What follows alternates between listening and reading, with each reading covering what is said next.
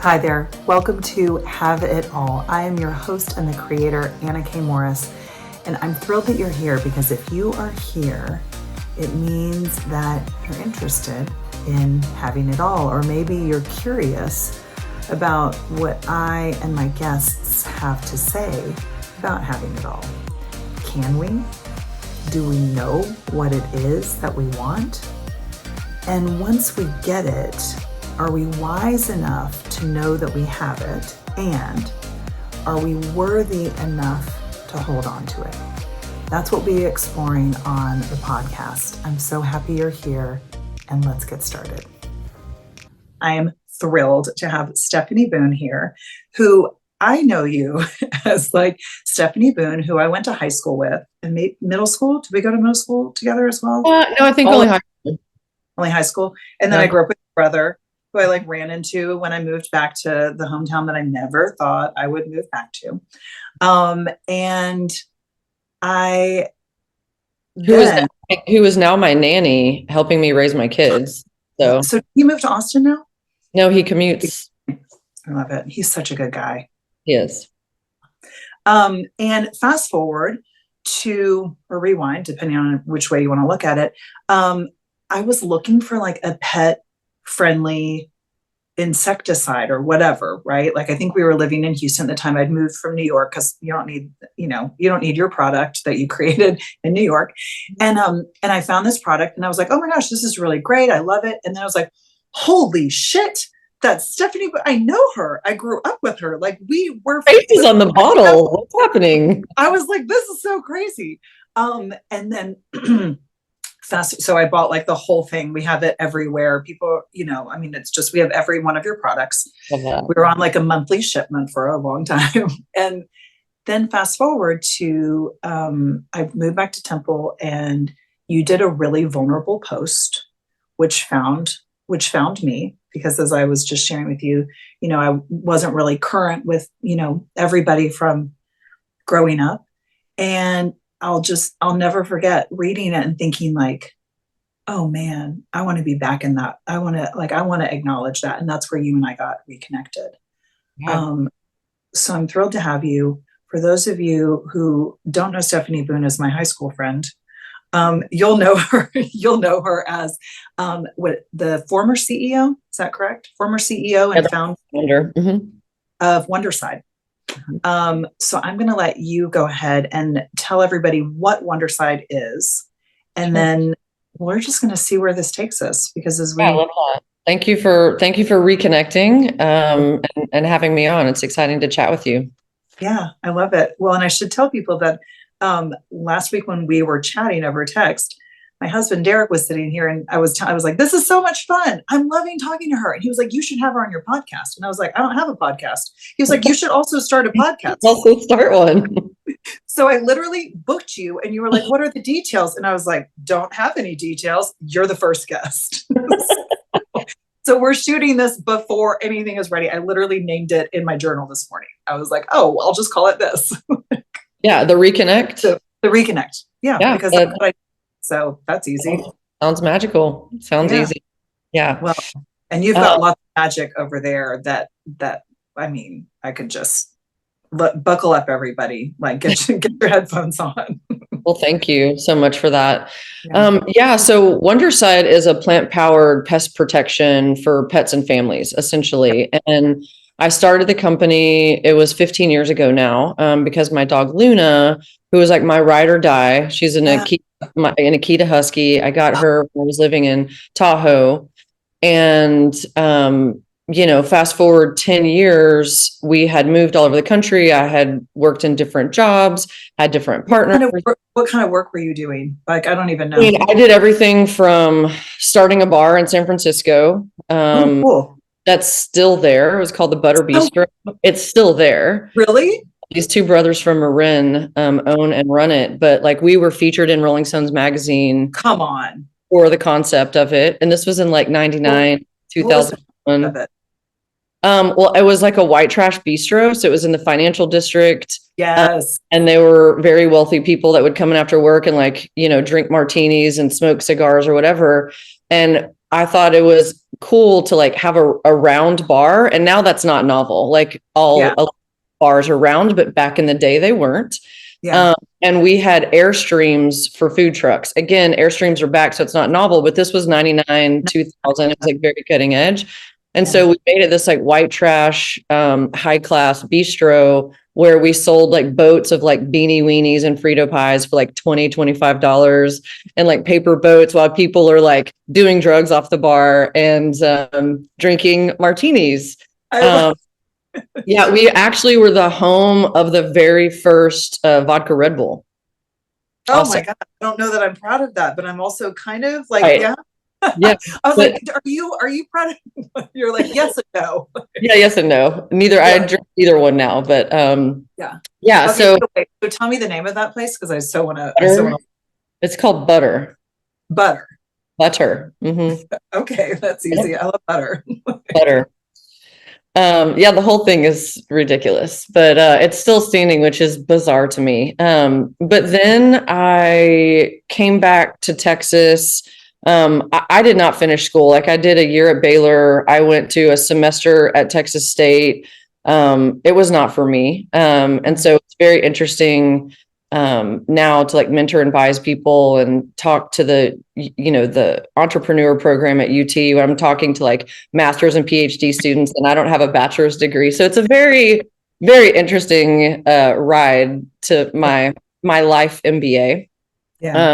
Yeah, I was doing that. I came back to Austin. I was working for an artist, Regina Thomas, at Graphic Glass, who was doing this like incredible glass etching, acid etching. She had things in the court and the Capitol, and she had lupus, and she was always in pain. And so the way that I sort of got my entrepreneurial start was helping all these business owners and basically learning how to do everything. I was doing like grant writing and payroll so we could get paid, going to her house at 5 a.m. with like coffee or chai or whatever she might want just to get her out of bed and to be able to do her art.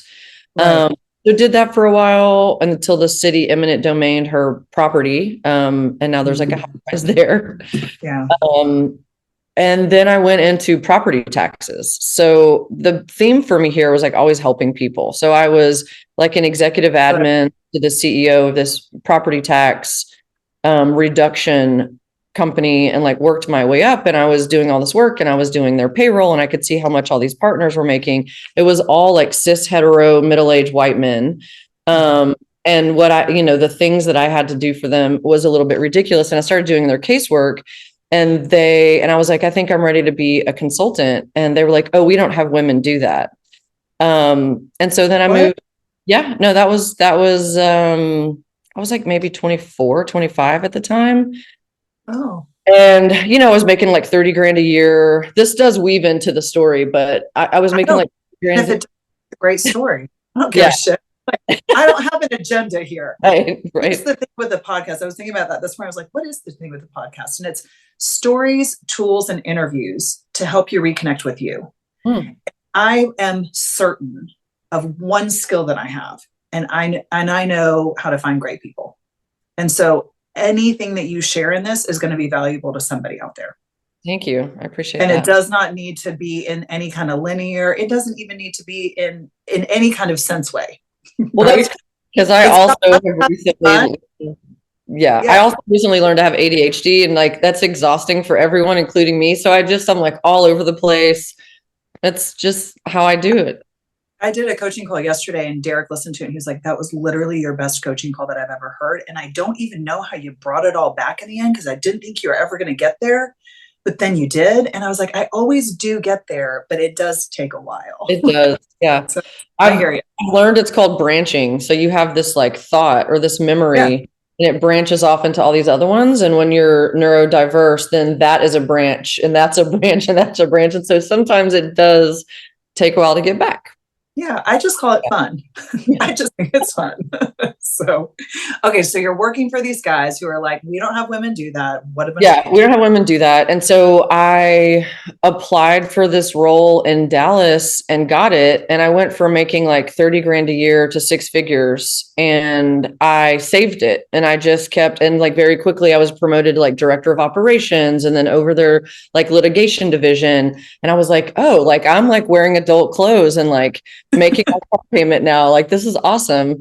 And I just kept living, my very modest, like middle class lifestyle that I like how I was raised, and I saved everything and I kept driving my Honda and I like didn't buy a lot of shoes.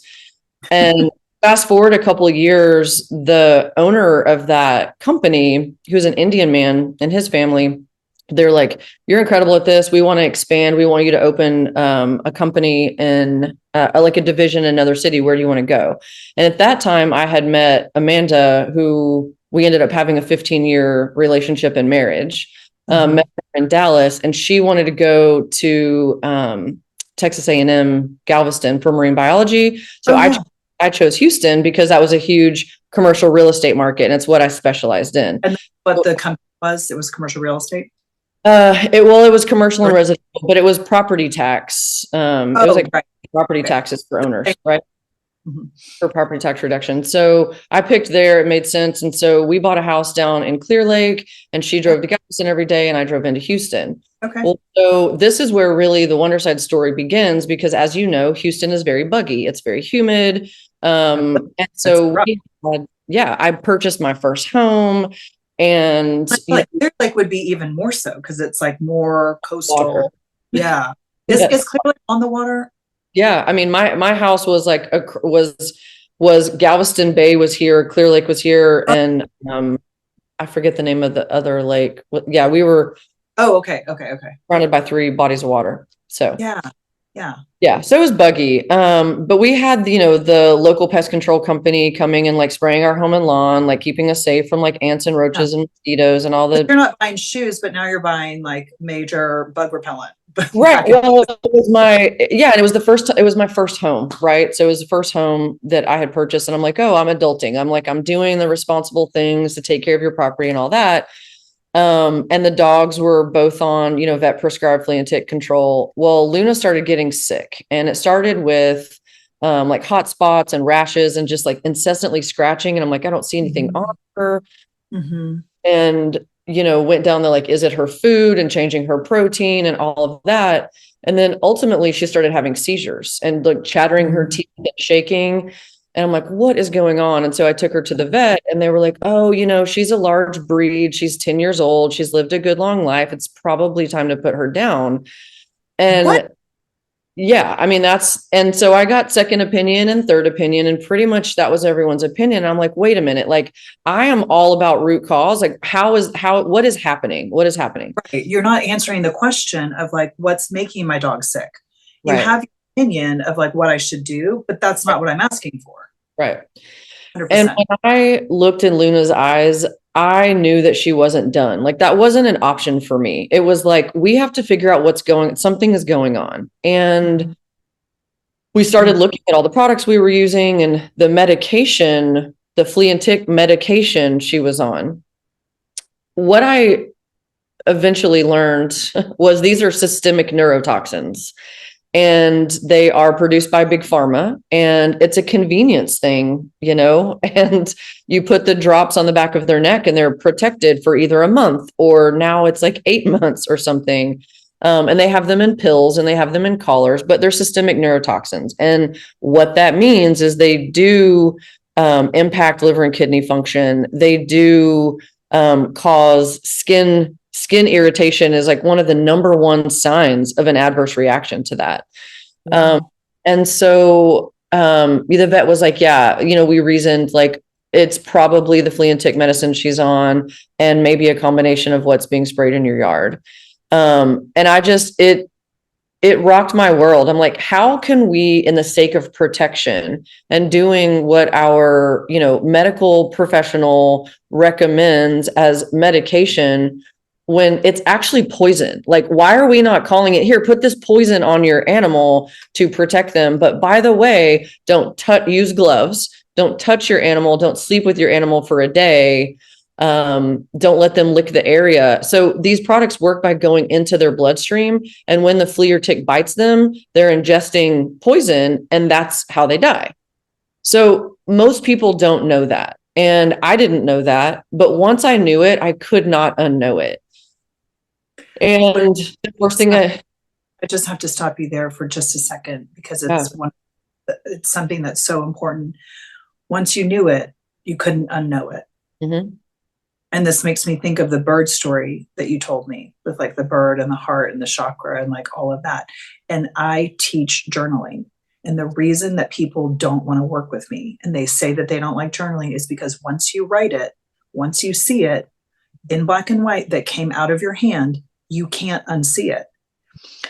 And that's really good news, because that you couldn't unknow it led you to all of this magic and like all of the helping people on probably a scale that you had no freaking clue. No idea was yet to come for you. Mm-hmm. So I just want to point that out, because man, that's so good what you just said. So yeah, I think being aware of it and being honestly like brave enough and crazy enough, as they say, to do something about it. You know, I started with a blog and just like educating people, like, hey, this is happening. Mm-hmm. And then, I mean, this is before really like paid ads and stuff like that on Facebook. What, like 2008? Yeah, I mean, that was totally before when it was just really becoming a thing. Right, and e-commerce was kind of just starting. I mean, I think at the time Amazon was still selling books only. Like, it wasn't, a lot long ago. Correct. And a lot has happened in 15 years, right? And so I ultimately started a digitally native vertical brand, which basically means we made all of these products in-house. We manufactured them, we marketed and sold them. I didn't outsource anything. Right. But going back to that, so, like Luna got sick. I did all this research. Was the other dog sick as well, or just Luna? The other dog, Mercy, wasn't sick. Okay. We took her off of everything. Yeah, one's 11 and not long ago had a seizure. And I was told something by the vet, and I was like, I just don't believe that. I'm sorry. Like, I'm not putting him on all of this medicine. Like, he was having him take all this medicine. And I was like, I'm not doing that. Mm-hmm. And so same thing, like they're on nothing right now, except for Wonderside. And how are they doing? Great. He's never had a seizure again. Better. Years. Yeah. Not a problem. I think he got into something. I don't think that, like, they told me that he had, that he was epileptic. And he was put on some medicine that was killing his liver.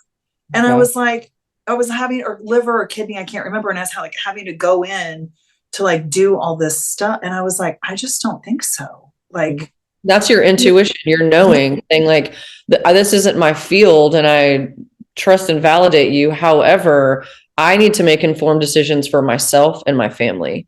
And that was like the ethos of the blog, is just saying like, I'm not proposing for any of us to be like conspiracy theorists, but no one's telling us the truth. And so once you know it, like, I felt compelled to share it. Right. And then you can make a decision for your family about how you want to protect them. Right. But there has to be a better way. I believed there was a better way. I couldn't find it. And so I eventually ended up making one.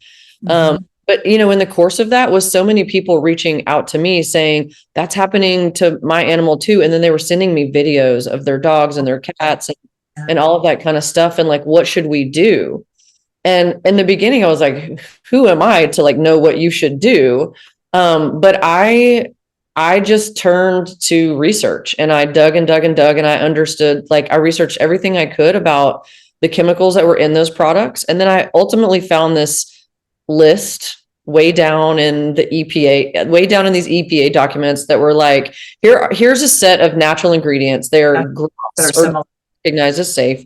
And if you can use the actives and the inerts and make something that works and have lab it's lab proven to be effective, you don't have to go through an EPA registration process, which was going to take like 5 years and $5 million or something like that. So I quit my job. My parents thought I was insane, but I had saved all this money from working, from leveling up my life and then saving it. And that's basically what I lived off of while I was tinkering with and inventing these products. And I just kept mixing things and giving, my garage was set up with ball jars and everything from like what looked like glue to silly putty to like milk to like clear solutions that actually did kill and repel bugs. But gave them to my friends to try, sent them off to a lab. Once I found the couple that worked the best, then I founded Wonderside and I started that journey. And over the first, I will also say Luna got better and she lived for 6 more years. So she passed at 6. Whoa. Mm-hmm. You had an Akita Husky in Clear Lake. I just want to set all this up for my animal lovers out there. And I am the biggest.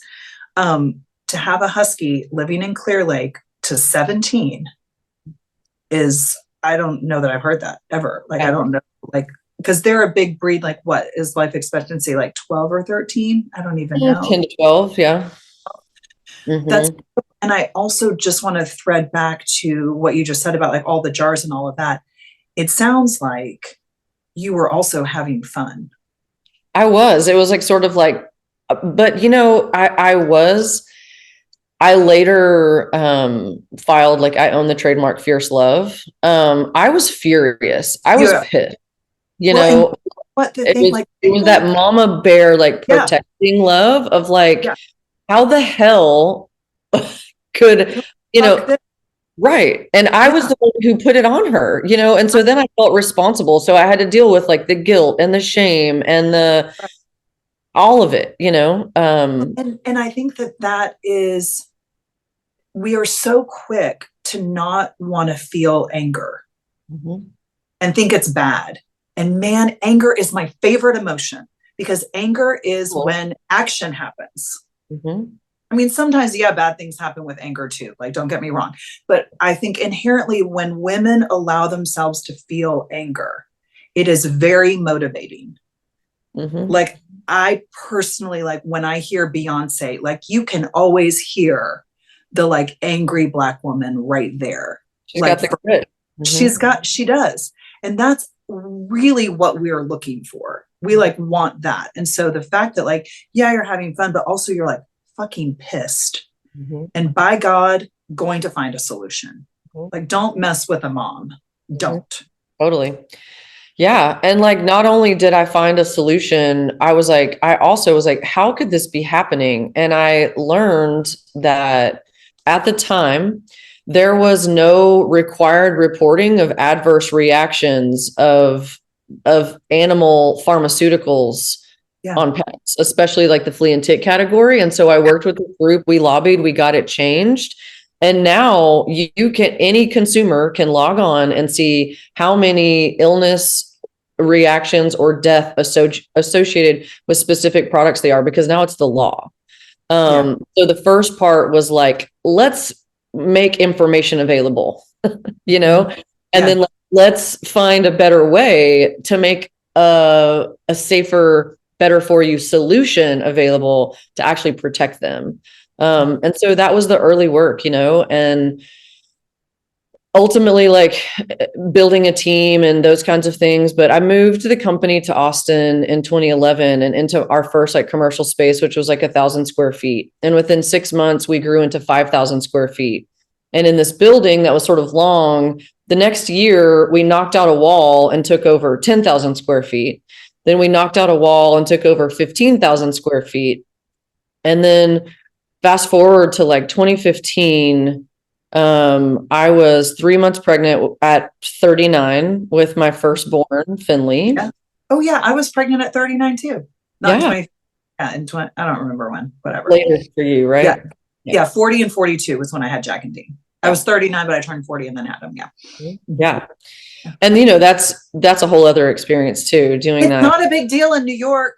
It's not a big deal in San Francisco, but man, in Texas. Well, I didn't allow it to be here either. That was another one of those things, those fierce mama bear moments where they were like, you go to the doctor and they're like, oh, this is a geriatric pregnancy. I'm like, oh my God. I almost punched the nurse that said that to me. And she giggled. I never went back. I was like, this is not for me. I told my doctor, I was like, you better get me a fucking different nurse. Like, I'm never talking to her again. And she was like, I know she's really bad. I was like, yeah, she can't handle my case. Like, no, I'm not safe with her. So yeah. Yeah. And I ended up finding a midwife and an amazing doula and like went down that path and that journey. So I didn't have to have all that intervention, which I'm really grateful for. But yeah, so. Well, and I want to point out, because like your intuition is what's had all this happen. For sure. Right. I'm definitely a manifester. I take all those tests and they're like, oh, you're the 1%er. Have you done human design? Yes. Oh, human design's so you manifestor generator or just straight manifester? Straight manifester. Straight manifester. Okay. So I'm a projector, which is okay. I was like, oh, that's like the shitty one. Nobody wants to be a projector. And it's funny because Derek is too. There are no shitty ones. But I was like, I thought I'd be a manifester. I'm not. I'm the one that can like see. I like to fly over everything and like see the patterns, which makes sense in my coaching. I'm like, oh yeah, that's why I'm always like looking for the thread. And then Derek, same thing. So yeah. But I love that. So yes to you. So check out human design. That's a whole different component. Yeah. And Gene Keys. I did all that. Mm-hmm. Yeah. So I guess it was like 2015, the business was going well. Every year I would always take Luna and Mercy and do our walk in the blue bonnets. It's a Texas thing. Years of those. And it was like March 24th when I took her for her walk. And later that afternoon, she laid in the backyard and passed away in my arms. And there was this swarm of dragonflies that was just all around us and all the place. And still to this day, dragonflies are absolutely like a spirit animal for me. When I am in nature, they're always there. Yesterday I was driving down Burnett Road and I'm sitting there and they're like fly up around my windshield. It's just like, I believe that like energetically, even when souls pass, that they're just a new form of energy. And can I read what dragonflies are? Yes. That's 100% correct, because I've recently had swarms of dragonflies around me. And dragonflies can be a symbol of self that comes to maturity. The dragonfly has been a symbol of happiness, new beginnings, and change for many centuries. Dragonfly means hope, change, and love. Mm-hmm. So yes, that you had that around Luna when she was transitioning. Yeah, they're always around. My dad passed a couple of weekends ago, and I didn't know it happened. But in retrospect, like I was in a place and there were dragonflies swarming around me above the swimming pool. And I was just like, wow, that's, they're always around and I feel her here and I feel them here. But that was a different, it's like, so they're definitely a spirit animal of mine and they show up all the time to remind me, I think that I'm not alone. And, a lot of great work is always happening within me and around me and for me. And the universe is sort of conspiring to give us all of our hopes and dreams, even if we aren't entirely clear of what they are. But I feel that. And I'm reminded, by dragonflies. But yeah, she passed. And then literally like 2 hours later, I got a phone call from the producers of Shark Tank, like that day. And they said, we want you. We've been following your company. We film 2 times a year, like in May and October. We want to slot you in for October. And I was like, well, actually, I'm 3 months pregnant. I'm due in October, so I can't be in LA in October. Right. Now. Yeah. And they're like, okay, what about May? That would be the fastest that anyone has ever done it on the show. And I was like, okay, it's March 24th. So I have like 6 weeks to prepare for like national TV. Yeah, that sounds good. You could do it tomorrow. While I'm grieving, the loss of my like true firstborn. Like Luna is there with you. And she's like, I think like the whole portal to all of that. For sure. You know, And it took me a couple of days and I was like, okay, I think I can do this. This is like our one, like, this is her gift to me. And it's basically like a Super Bowl commercial, that I didn't have to, technically pay for. I mean, I certainly did with like time and risk and resources and all those things. Because at the time, I want to say the business was doing maybe the year before we had just broken 1 million. So fast forward, I was on Shark Tank. We got offers like from everyone. We took the offer from Lori Grenier on TV, but after the fact did not do the partnership or take the money. I couldn't talk about that. I was in an NDA for like 5 years. And so it was only like a year ago that I was able to publicly say like, no, like this success did not come from that, from the exposure. Sure. But yeah, it was just wild. We ended up throwing like a big launch party, not launch party, a watch party. So wait a minute. Okay. So I just want to back up to that. So you went on Shark Tank and you got the offer and you maybe accepted the highest valuation of any female founder ever on the show. Amazing. And then you did not take the money or the deal. No. And you just used it to like what, so how did your business catapult? I mean, it's obviously. I took out SBA loans. Oh, okay. Got it. I self-funded all of the debt for my company. And I did not go, I had opportunities to go out and raise, not even raise, like it was inbound coming to me, venture capital and private equity for years. And I did not want to do that because I saw so many other CPG, consumer packaged goods companies doing that, and they lose their rights, they lose control. And for me, the mission and vision of like what we are doing, why we are doing it was so important. And it was so fragile and still in its infancy, even though I had been doing it for so many years. This is a regulated environment. It's a litigious environment. And this is a category that was really growing. Right. And so there were a lot of things I had to get really clear on. What do I have to lock down to drive value and also help consumers find us? Because a lot of people don't even have the light bulb going off yet, right? Right. 16. Well, their pet may have passed away and they still have no idea that's why. Right. Absolutely. And I get those sort of calls and emails all the time, like, I think it's this, right? So it's like your gut was telling you like, yeah, no, like this is, I'm keeping this, and this is, something like not to share. And I think that's so important because I think that frequently doesn't happen because we think that we need somebody else and their money or their influence or their whatever, their experience, and we don't trust ourselves. Even early on, we had the opportunity to go into some of the big box like PetSmart and Petco, and I said no to that. Like, we aren't ready. We are not capitalized that way. If I did capitalize that way, we would be over our skis. That's like too much risk. And so I very much took like a stepwise approach with like taking out SBA loans to fund growth for the next 2 years and hiring the team. Like, who are the next 2 or 3 people that I need for the next step? And like, what is the next software upgrade that I need in accounting or e-commerce or whatever for the next step? Like, everything was very, very strategic, and very disciplined, I think is the word that I would use. Like, we had all this opportunity and I said no so much more than yes, because I didn't believe that it was the right time, the right place, the right team, like, it had to sort of be this perfect,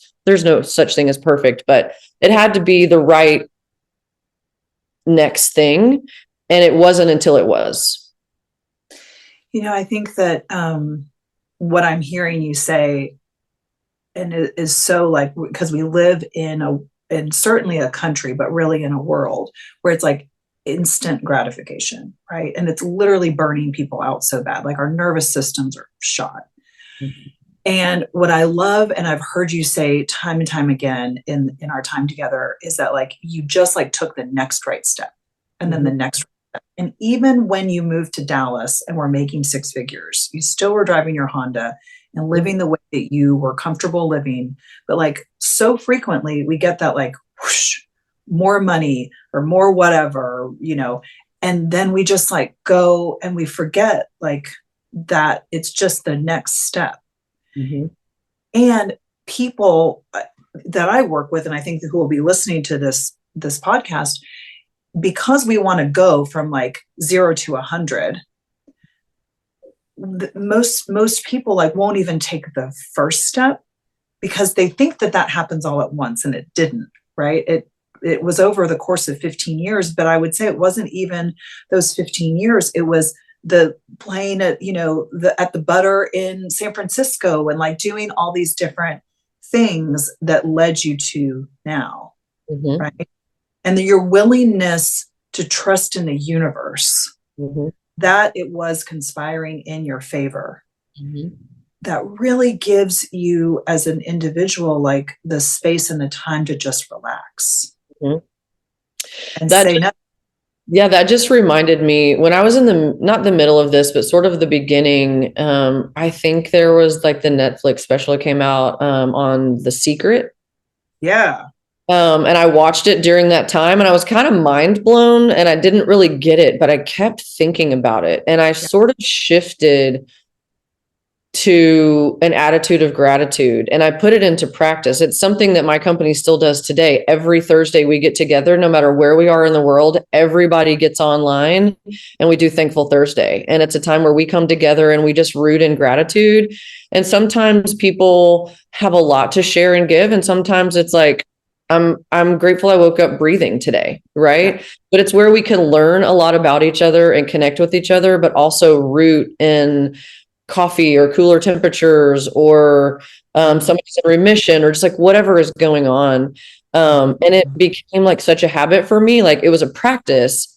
Then it was early on, and I always struggled with depression and anxiety. And it was such a shift for me in mindset, because I had this practice of like every morning I wouldn't allow my feet to hit the floor before I went through like, what are the top 5 things that I was like grateful for that day, like in its infancy.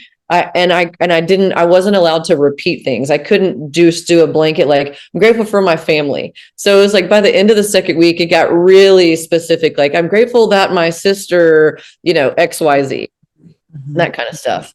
But yeah, that was a big shift for me in the beginning of founding the company, and focusing on that outcome and not the project, right? Like, what is it that I wanted to accomplish? And now I do that with planning anything. I'm always managing to the outcome, not the project. Like, yeah, it's like, what do I want to accomplish here? What does success look like? And what are all of the things that need to ladder up to that? It's not one thing. It's not one day, right? It's probably a lot of things. It's like comprehensive. Yeah.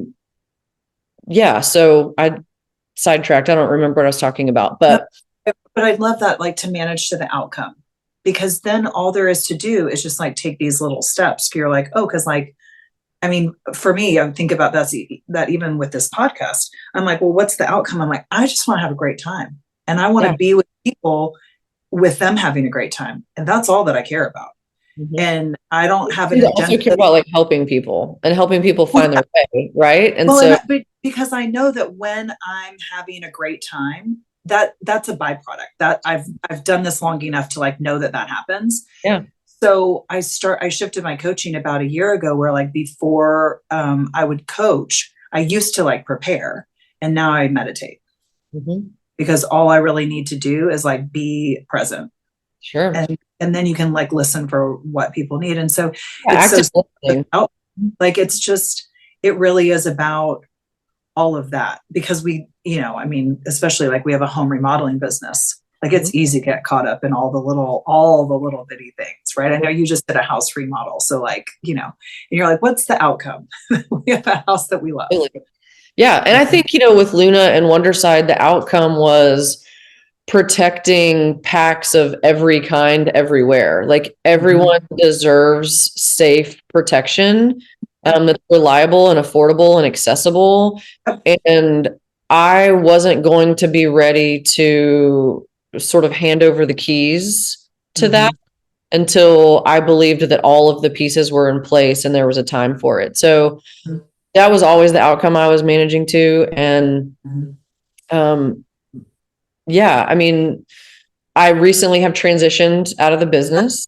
I was like, okay, so you're going to tell it. Cause I know like Yeah. that's a big deal. You sold it. Yeah, we got to the point where we're currently in about 50, between 50 and 60,000 square feet, about 50 employees. We're selling in all 50 states, moving into PetSmart and Petco. It'll be there in 24. You know, the team was in a solid place. I was starting to experience burnout. And then, you know, we talked a little bit about my previous marriage and ultimately divorce. I guess there's one thing I wanted to like go back and share about that. So it was like 2019. Yeah. I went on a siblings and spouses trip to Colorado, and I had this like really powerful Reiki session where she was able to clear everything, but my throat chakra was kind of stuck, past, present, and future. Ultimately, she was able to clear it, but it was one of the most powerful Reiki experiences I'd ever had, where I was like, I could see colors moving through my body and out of the top of my head. And as soon as I got out of there, I just sat down there like, you ready to go to lunch? I'm like, no, I need you to leave me here on this bench. I like need to journal. And it was like 2 hours later, I was like, okay, you could come get me. And I wrote down like the thoughts, the feelings, like, cause it was just so vibrant. And I realized all these things about myself. And at that time, I also read Happiness is the Way by Wayne Dyer. And the idea that we feel like we're in this cage, like we're all just birds, if you will. And we feel like we're in this cage, which is the world. But if you look to the left and you look to the right and you look behind you, like there is no cage. Like the cage is illusion. There is no could, should, would. There just is and is not. So all of these things are like opening up in me. My heart is cracking open. My like, you know, life is like, what is going on here? We get back to Austin, and the kids are the light coming out of your throat. Yeah. Or, so fast forward. there was a bird on that came up. So that's what I'm going to get to. So, okay. Sorry. That's okay. Sorry. No, that's okay. So that was like in the summer of 2019. Okay. And then in like October, the company, which I can't disclose, that actually, or that ultimately acquired the business, they were like, we're really interested. And I was like, I'm not ready. That we had been talking for like 3 years, and they're a strategic privately held company. And, they're like, we really love what you're doing. We want to acquire the company. And I'm like, no, no, no. And they got to the point where like, what is it going to take? And I really thought about it. And I wrote down like, you know, journaling, like what it was going to take, and not just monetarily, but like, what were the things that had to be true? What were the things that had to survive? What was I willing to give? And what was I open to receiving in return for that? And I had a coaching session. And I was at work until like 7:00 at night. I had a coaching session. And I was just like, I don't know what to do. And she was like, you will know when you know, and just be open to receiving it, and you will know. And so I'm literally like driving home. I go home. Amanda was like doing laundry or something, and the kids were like 1 and 3 at the time. And there's this bird that flies into the back door, the back glass, and is like tapping and like wants my attention. And I'm like, what is happening right now? This is surreal. Like this bird like wants my attention. I will also preface this with, I've had other bird experiences. Like when Luna first got sick, I woke up and there was an owl on the foot of my bed.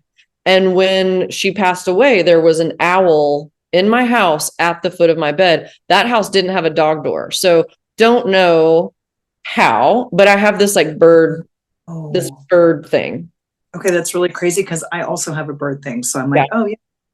Yeah, so it doesn't sound crazy to you. You totally get it. I was like, oh yeah, I thought everybody did. Yeah, no, everybody doesn't. But no, I've never had an owl at the foot of my bed. That's a whole new level of bird stuff. Okay. Yeah, I have peacock stories too, but that'll probably be a different time. Okay. But so the bird is like tapping on the glass and like really wants my attention, and it drops down to the bottom, and it's like walking and tapping. And the kids and the dog like weren't freaking out. Like everyone was like really calm. And I just remember Amanda going like, birds are so gross. They're so weird. I'm going to go in the back and do laundry. And I was like, okay, I was really interested in it. So I went and sat on the patio, and the bird flew away. And then I'm like sitting in this chair, And Finley is standing there with me. And all of a sudden the bird flies in and like literally lands right here in my arm and like walks across my body and sits in my hand. It's a white bird. I don't know what kind of bird it was, a white bird. It sits in my hand and it looks at me and it's like, and it like its energy like goes out of its body. And at that time I feel this like whoosh, like Iron Man light coming out of my chest. And I hear, you are free, you are free, you are free. A life of great abundance is yours. And I'm just like, and Finley's sitting right there. And this bird goes and shakes it off and flies away. And so then that was my answer, that it was time. And went into, January, I signed a letter of intent of like, these are my terms. This is what I'm willing to do. We were still negotiating those in March of 2020. Now, this is when COVID is all about to hit. And the kid's other mom, my ex, we were not doing great in our lives. And I remember this moment where I had my heart cracked open literally and light is shining through about like that I am free. There's not a cage. There is no cage, right? There is only abundance. And I have to like believe that. And I'm standing in the kitchen trying to talk with her about this book. And she was like, I don't know, like just very like we were at the point where there was nothing else we couldn't talk about anything. Right. And I was like, I feel like I'm done. And it was that point that we decided to consciously uncouple and, kept the kids at the house. And then we each got apartments so that we could figure out our adult stuff and go to therapy and all that other kind of stuff. And it was spring break and we were supposed to go to Colorado. And when it came to the day, she's like, I'm not getting on the plane with you. And so I took my 2 and 4-year-old to Colorado on spring break. And while we were there, the world shut down during COVID. Yeah, it was spring break. It was March 19th or whatever it was. Yeah. 2020. Yeah. And I had just signed to sell my company. So now I am living in an apartment with 2 toddlers. I am navigating a divorce and selling my company that I have grown to like tens of millions of dollars, all at the same time during COVID. So it was just like this huge shift. And also keeping the business running, like we're a manufacturing environment. And so we were one of the people to show up. And it's essential work, I would assume. It was essential work. And so keeping my employees safe in their work environment and transitioning the front of the house team to like remote work. And so just all these transitions. And then we started going through due diligence. But, I knew that wealth was coming. And so in addition to working through all of the legal agreements for the due diligence and selling the company over the course of 3 to 5 years, and the negotiating, but like navigating the divorce and custody, also putting together like trust and estate plans. Like I literally don't know how I survived it. Like it goes back to like grit and just like pushing through and pushing through and pushing through. Yeah. And so survive. Can I just jump on that actually? Yeah. It's very clear to me how you survived that because you always knew you were never doing it alone. Sure. Yeah. You have this profound foundation and knowing, right? The knowing that you're not alone. Mm-hmm. The universe always does have your back. Mm-hmm. And that you are free. You are free. Abundance is yours, right? And the universe didn't say, oh, and it's going to be really easy. Right. Like that wasn't part of what the thing was. Yeah. And we're so indoctrinated and thinking that like, it's supposed to be easy. And it's like, no, that's not the agreement here. Mm-hmm. If it was, and they also say like, if it was easy, everyone would do it. Like the amount of risk that I took on and the amount of hours and the debt, like all of those things, when I now get to a point of like, it doesn't feel fair that I have what I have and others don't have as much when everyone works hard. And I remind myself of the sacrifice and the hours and the grit and the protections. And there's so many things. I'll say there's two things that I'm really proud of in this whole building and transitioning out is that I always took care of my people first. We were a small business. We never, like in my time, we didn't hit 50 employees. And so we didn't have to do parental leave. We did that paid parental leave a long time ago. We got to a point where we offered a 401k. We covered 75% of health and dental and vision benefits. Like everything that I could do to take care of my people and also pay them living wages, especially on a manufacturing line. Like if the city of Austin would say it's this, we were here. You can't live off this, And so always putting people before profits. Yeah. Sorry. I thought you were done with that. No. I want to make sure that I hear the second one too. Yeah. And then the second one was when I had, when you have a company and capital goes in, you have what's called a cap table, and it basically breaks out your percentage of ownership. Before I sold majority in 2020, I had a cap table, and my team I gave 10% of my equity to my leadership and management team because I'm like, I can't do this without you. And it kind of goes back to you're saying like I've always known, or like the thread is that I'm in community and I'm not alone. And I wanted to make sure that I'm always taking care of the people who are with me in it too. And so most of the time in my experience, whether it's tech or whatever, when people are offered stock options, they're like, yeah, we'll see if that ever happens. My team got fully paid out. And then on the second, because the way that my deal was structured was there was like a majority acquisition, and then there was going to be in 3 to 5 years, they would do the full acquisition, but it was like, they got to determine that timeline, not me. But I carved out another 5% of my equity at that time and gave it to my core team. And so their success followed my success. And I was able to like hold everybody together. And so not only did they get it paid out once, they got paid out twice, which is, it also is sort of unheard of. Yeah, I was just literally going to say like, and that's unheard of. And it feels like the most important work of my life to take care of the people that took care of me and the organization, and as of when I transitioned out, it did come as a surprise to me. I was in Europe over the summer, and I was literally in a cafe in Prague by myself and just like signed from my cell phone. It was a very anticlimactic, very sort of like, it's never like this big deal that I think it's going to be. No. And it's kind of lonely actually, because there aren't, there's not many people that do what I have done and understand it. And you can't just like talk about it like, oh, I'm in this new place now. Like it's very bizarre. Or to say that like I'm retired, like, am I retired? Like, what am I doing?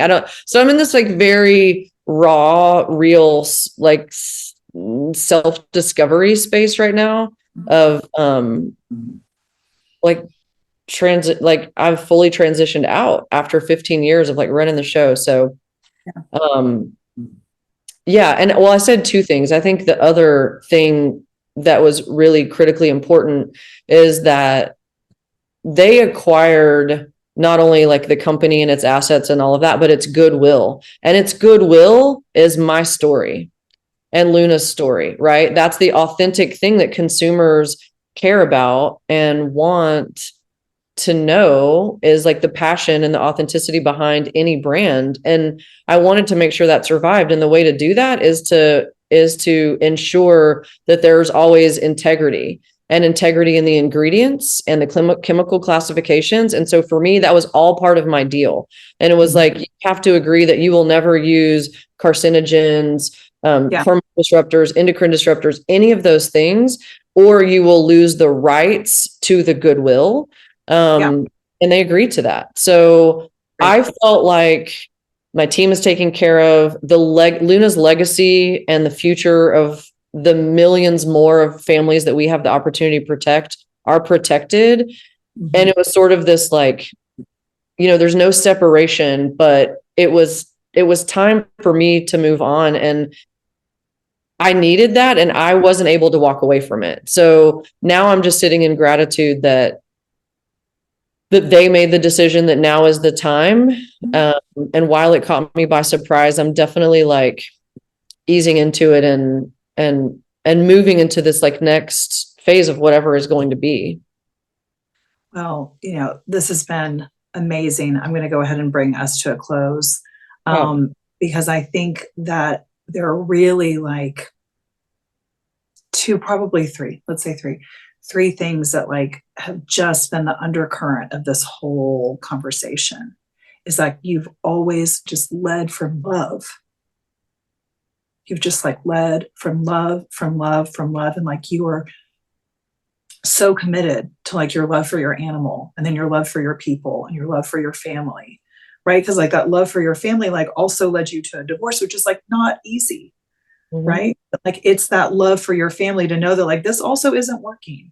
And like, and now we're raising our kids in community. Right, exactly. And like that you loved yourself enough to speak the truth, to look at like the knowing, right, that you had. So it's love.